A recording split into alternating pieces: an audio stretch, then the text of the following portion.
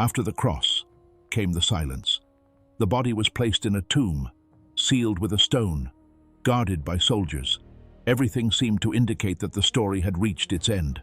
The expectations that many had placed in Jesus were collapsing, and the atmosphere was filled with confusion, fear, and uncertainty. For those who had followed him closely, it was not just the death of a teacher, it felt like the collapse of a hope. But to understand what truly happened next, we need to pause and look at this moment more carefully. Because the Passover of Jesus does not begin with the resurrection, but with a scene that, from a human perspective, seemed final. The cross was not just a Roman execution, it represented shame, defeat, and silence. And yet, within the biblical narrative, none of this was accidental. Today you will understand the true meaning of the Passover of Jesus, not as a tradition repeated every year, but as a real event, with deep implications that still impact today. Because when the Bible describes these events, it does so with a precision that invites us to observe every detail, every movement, every decision. Many people know the story in general terms. They know that Jesus died, and that according to the account, he rose on the third day. But few stop to think about how that entire process actually unfolded. What happened between death and resurrection? Why was it necessary for the body to be placed in a sealed tomb? What role did the people present play? And above all, what does all of this mean beyond the narrative itself? Passover already existed as a celebration among the people of Israel. It was a reminder of deliverance, of divine intervention, of a promise fulfilled in the past. But with Jesus, that meaning does not disappear. It expands. The biblical narrative shows how those ancient elements find a deeper fulfillment in what is about to happen. This is where everything begins to take shape, because the cross, the tomb, and the resurrection are not isolated events. They are parts of a single sequence, carefully connected, the details that often go unnoticed, and we will answer the central question: what really happened during the Passover of Jesus, and why does it still matter today? But before we continue, there is something important. If this type of content helps you understand the Bible better, deepen your faith, and discover the real meaning behind these events, you can support it. Leave a like, subscribe, and write in the comments. Do you believe in the resurrection? That interaction allows this message to reach more people who are also searching for answers. Now then, with all of this in mind, it is time to return to the point where everything seemed to have ended, because it is precisely there, where what no one expected begins. But to understand why that moment was seen as the end, it is necessary to look more closely at the cross, and not just as a symbol, but as a real, physical, public event that carried deep impact within its context. Jesus is taken to Golgotha, a place outside the city, known as the Place of the Skull. It was not just any location. It was a site designated for executions, visible, exposed, where the message was clear to everyone passing by. This is how those condemned by Rome end.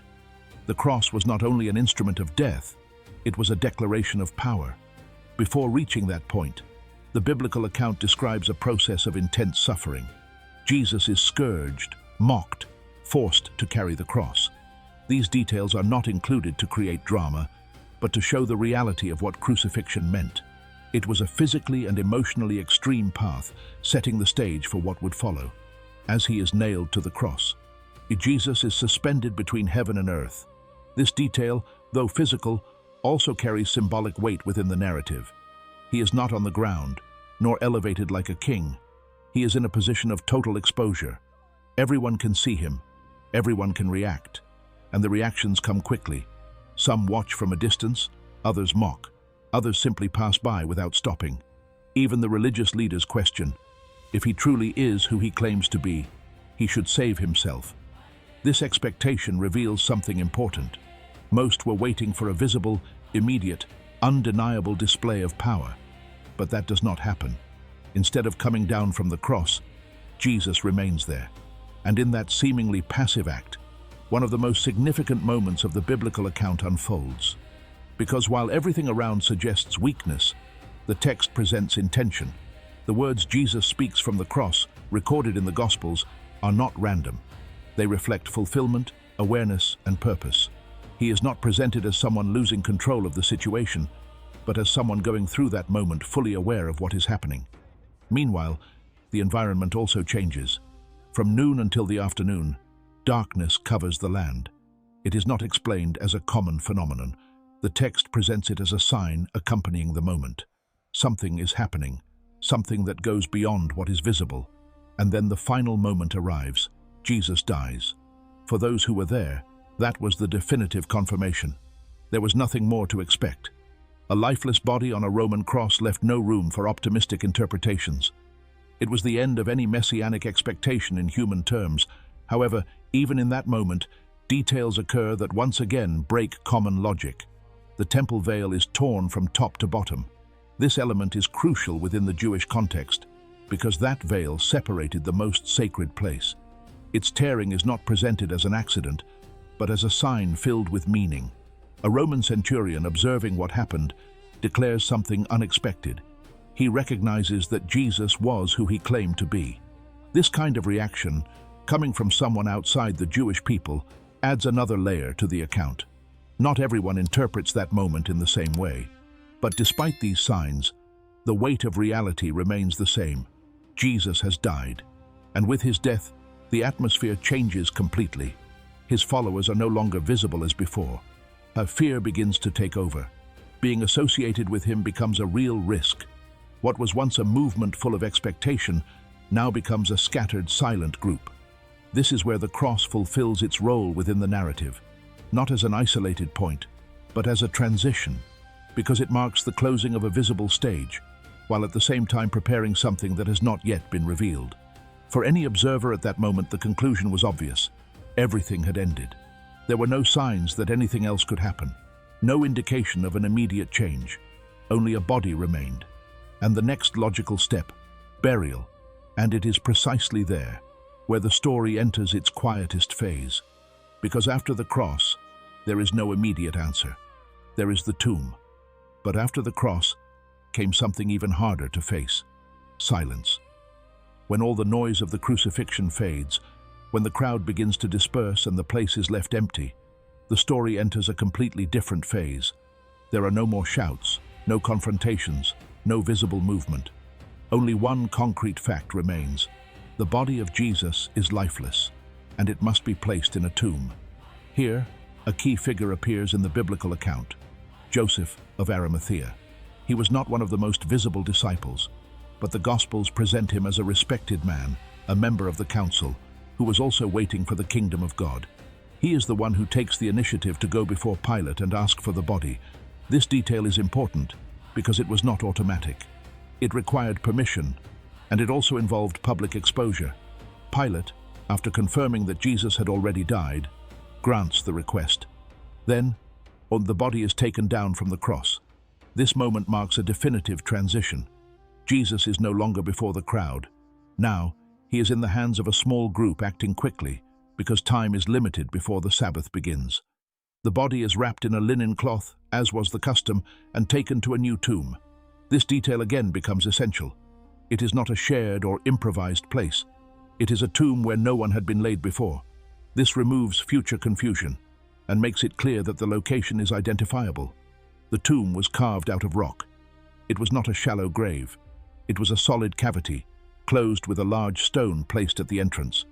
This stone did not only seal the place, it also represented a definitive closure. Once set in place, it was not easy to move. It was the visible final point of the entire process. But the account does not end there. The Gospel of Matthew adds an element that intensifies the scene even further. The religious leaders, remembering that Jesus had spoken about rising on the third day, request that the tomb be secured. Not out of faith, but out of prevention. They feared that someone might manipulate the situation and create a false narrative. So the tomb is not only sealed with a stone, it is also guarded by soldiers. This introduces an additional level of control. From a human perspective, everything is under surveillance. There is no room for external interference. The body is inside, access is blocked, and there is constant watch. And this is where the silence reaches its deepest point, because now there is absolutely nothing to observe. No movement, no signs, no messages, only time passing. hours turning into a waiting period with no clear direction for those who had followed Jesus. The disciples are not organizing a plan. They are not actively waiting at the tomb. The account shows the opposite. They are scattered, confused, afraid. The idea of a resurrection, although mentioned before by Jesus, was not being understood at that moment.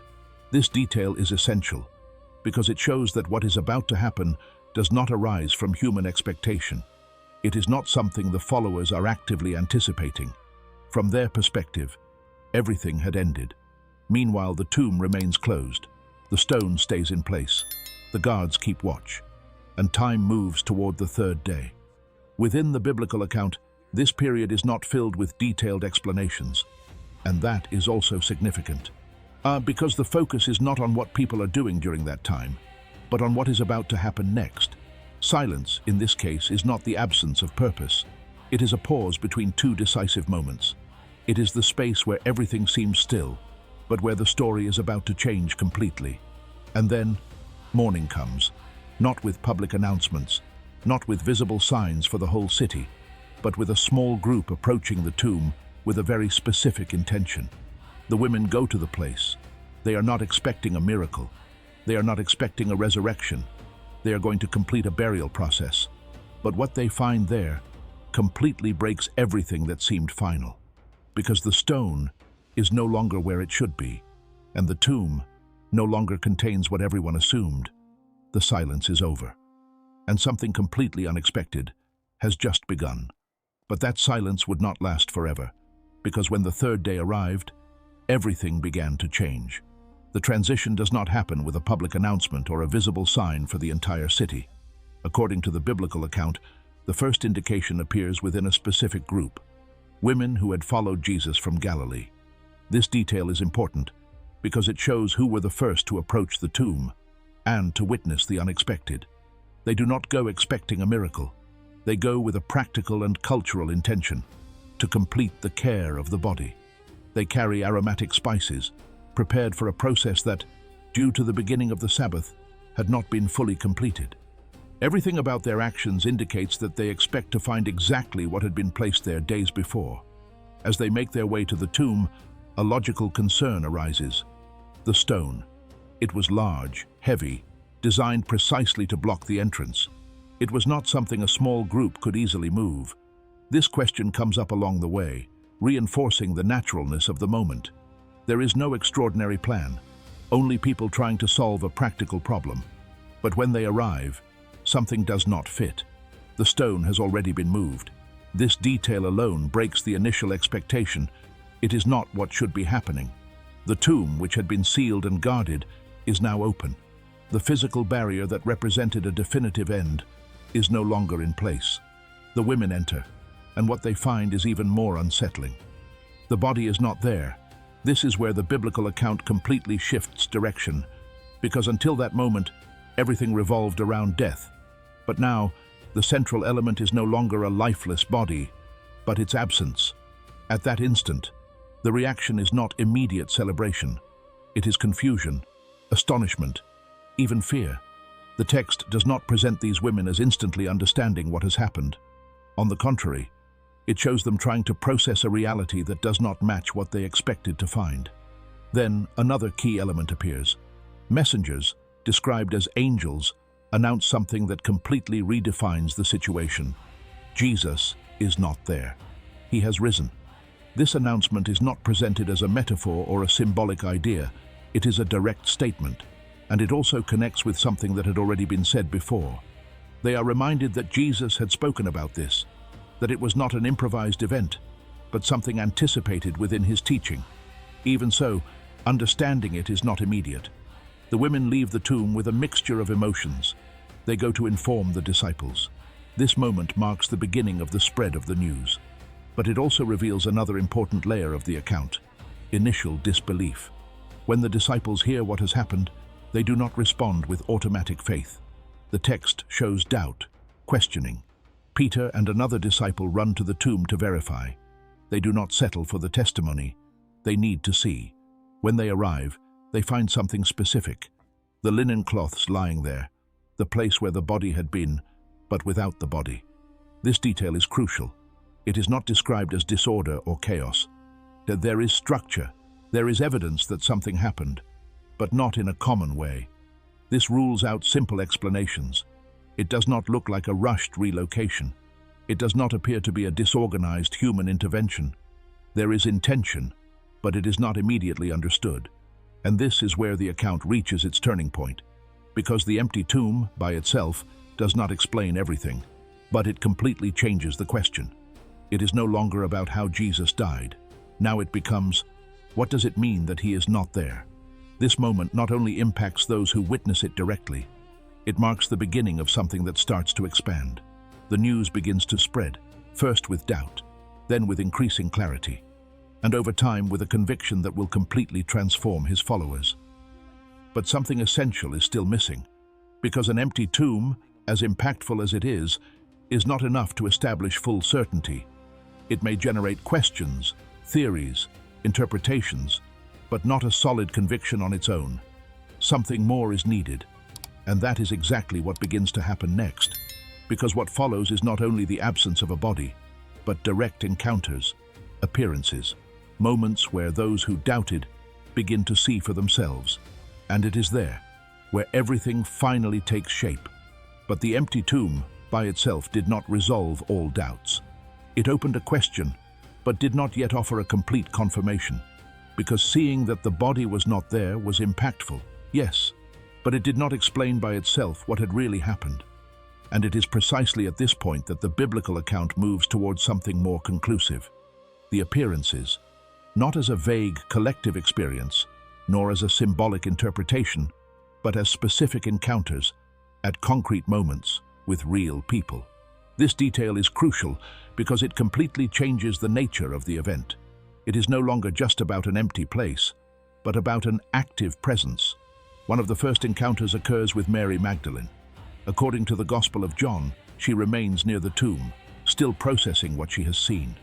Her reaction is deeply human. She is not expecting a resurrection. She is trying to understand where the body is. In that context, Jesus appears to her. But there is an interesting detail. At first, she does not recognize him. This shows that the moment is not presented as something obvious or immediate. There is no automatic certainty. It is in the dialogue, in the moment when he calls her by name, that recognition happens. This type of scene reveals something important about how these appearances unfold. They are not imposed as obvious events. They are encounters that require perception, attention, and response. From there, the account begins to expand. Jesus appears to other followers. On the road to Emmaus, two disciples walk and talk about everything that had happened. They are confused, trying to interpret recent events. Jesus approaches and walks with them, but again, they do not recognize him immediately. During the journey, he explains the scriptures to them, connecting the events with what had already been announced. This detail is fundamental, and because it shows that the resurrection is not presented as an isolated event, but as the fulfillment of a narrative line that already existed within the biblical text. Recognition comes later, in an ordinary moment, when he breaks bread, and in that instant, he disappears from their sight. This pattern repeats: real presence, interaction, progressive recognition. Then there are the encounters with the gathered disciples. In one of them, Jesus appears in the midst of the group. It is not a distant vision, it is direct interaction. He speaks with them, shows his hands and his side, eats in front of them. These details are not decorative. They serve a clear purpose: to affirm that this is not an idea or an internal experience, but something tangible within the account. Even so, not everyone reacts the same way.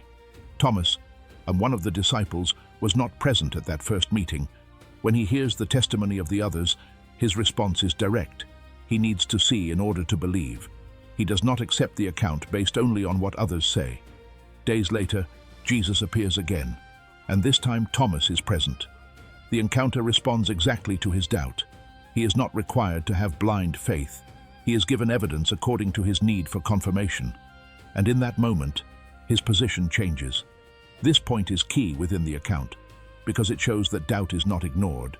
It is confronted with direct experience. As these encounters continue, something begins to visibly transform the disciples. Those who were previously hidden, afraid, without clear direction, begin to change. Their message becomes firm, their behavior more determined. They begin to speak openly about what they have seen, even in contexts where doing so represents risk. This change is not presented as temporary enthusiasm. It is a sustained transformation, and within the biblical account, it is directly connected to the appearances. It is not just that they heard something. It is that, according to the text, they saw. And that point marks a fundamental difference, because from here on, the resurrection is no longer a possibility. It becomes the central axis of the message they begin to proclaim. But one final question remains, because if all of this happened, if the cross was not the end, if the tomb could not contain him, and if there were witnesses who claimed to have seen him, then the issue is no longer only historical. It becomes personal. What does the resurrection truly mean? And why? But even today, does it remain the center of the message of faith? That is exactly what we now need to understand. But after the cross, the empty tomb, and the appearances, the most important question of all emerges. What does the Passover of Jesus truly mean? Because if everything remained only as a historical event, impactful but distant, its effect would be limited.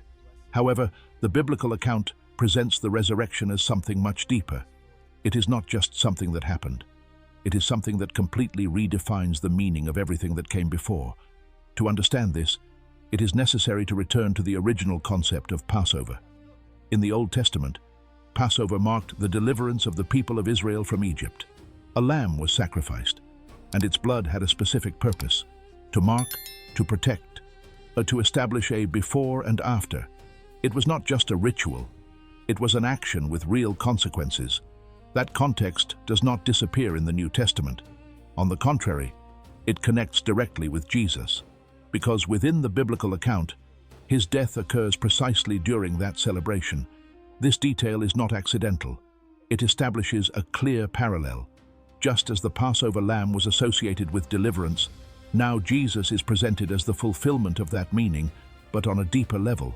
However, if the story ended at the cross, the parallel would remain incomplete. Death alone would not explain everything. It is the resurrection that completes the meaning. Because by rising again, the account not only affirms that Jesus overcame death, it affirms that what happened on the cross had a purpose that was not interrupted. It was not a tragic ending. It was part of a process that reaches its decisive point on the third day. This is where Passover stops being only memory and becomes message. A message centered on three essential ideas within the biblical text: life, hope, and transformation. Life, because the resurrection breaks the natural logic of what seems irreversible. Death, which was seen as the final end, no longer holds that place within the message. It is not denied, but it is overcome. Hope, because what seemed lost was not truly lost. The disciples moved from fear to conviction, and that change is not presented as a temporary emotion, but as a direct result of what they experienced. And transformation, because the resurrection does not only affect Jesus within the account, it affects all who believe in that message. It changes the way the present and the future are understood. That is why, when speaking of Passover, it is not just about remembering an event, it is about understanding its meaning. The cross, then, no longer represents only suffering, but purpose. The tomb no longer represents closure, but transition. And the resurrection is not just a miracle, it is the center of the message. This point is essential, because many times the story is known, but not fully understood. The sequence of events is remembered, but its implication is not connected. And without that connection, Passover remains a tradition, instead of becoming a transforming truth. The question then is no longer what happened. It becomes, what does it mean today? If Jesus rose, as the biblical account affirms, then his message did not remain in the past. It is not just part of history, it is an active reality, and that changes perspective. It changes how faith is understood. It changes how hope is interpreted. It even changes how the idea of death is faced. That is why, within the Christian message, the resurrection is not secondary. It is central. It is what sustains everything else. And this is where everything connects with the person listening today. Because beyond historical details, beyond contextual analysis, Passover presents a direct question. If death did not have the final word, then what place does hope have in your life? The Bible does not present this story just to be observed, but to be understood and responded to.